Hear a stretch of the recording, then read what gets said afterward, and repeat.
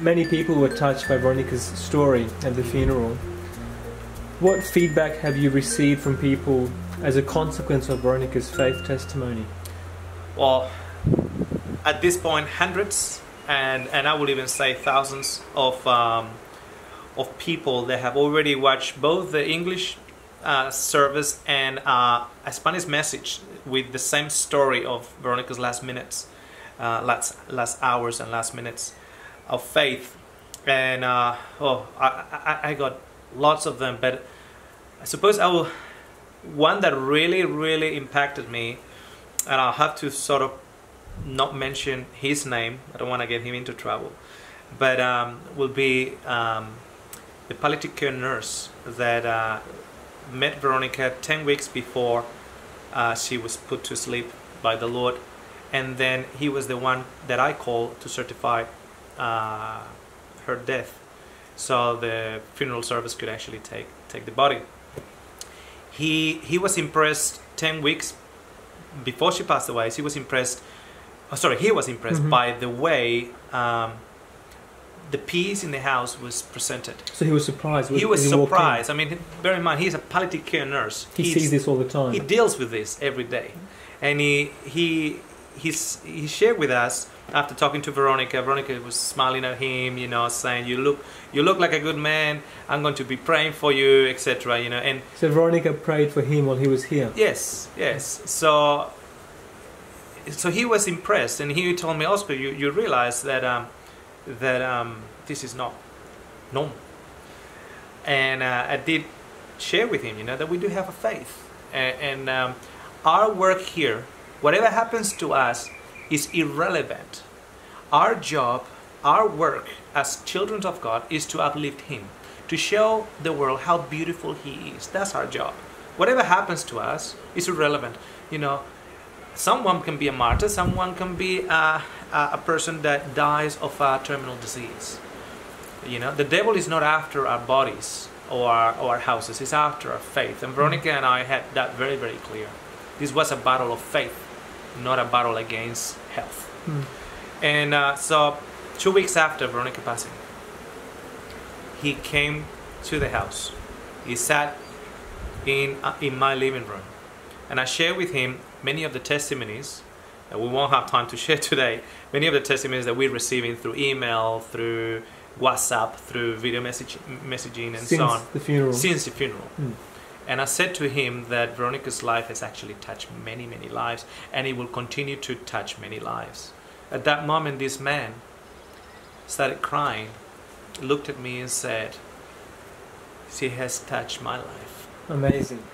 And he said, "I realized when I saw her lying down in that bed, that whatever she had, I didn't have. And if I had to finish the way she finished, or like die prematurely in that regard, I wouldn't have the hope and the confidence of that eternal salvation that Jesus Christ only offers." He came here only for 20 minutes. He stayed here for 2 hours. Wow. I was able to share with him the basics of the plan of salvation. That there's a rescuer from heaven that comes, and he wants to rescue everybody. He has offered a rescue for everybody. And we now are trying desperately to tell the world, reconcile yourself with God. The Titanic is sinking. He has already provided, not just like the Titanic, like running out of boats, you know, for the survival, but rather a big boat that will be able to accommodate for everybody. We will only listen and take advantage of the rescue.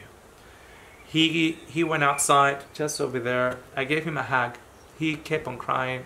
I said, "Can I pray for you?" And my prayer was simple.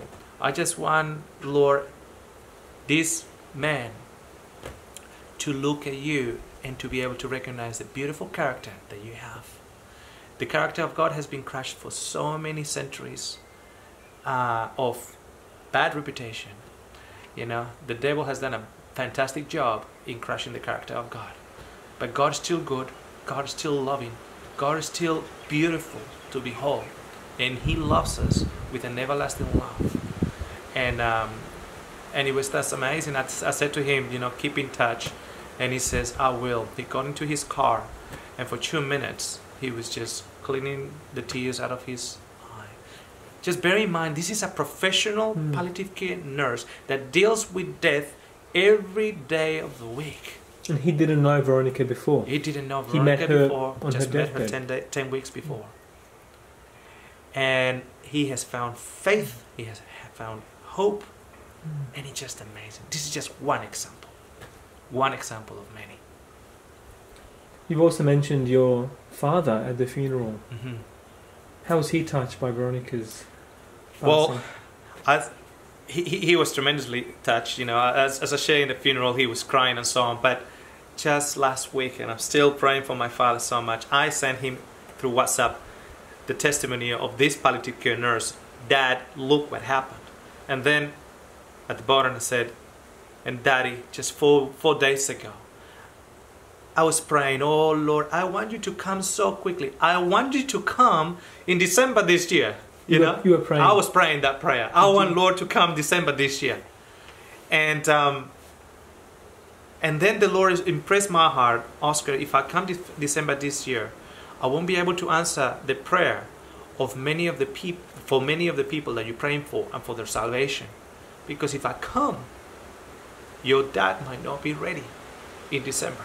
Your brother might not be ready in December. I opened my eyes. In front of me was my prayer book, and the name listed at the top of the page was Papa, which is Daddy. So I sent that also to my father. And then I said, Dad, the devil has separated us for more than 25 years. He has robbed us of memories, of times together, etc. God is offering us to have eternity, to build up new memories, and to build up our relationship again, eternity. I want you in heaven, Daddy. And I'm going to pray to God not to come until He has given you all the opportunities to choose the rescuer and be rescued with me and be caught up together in the air and thus be with the Lord forever.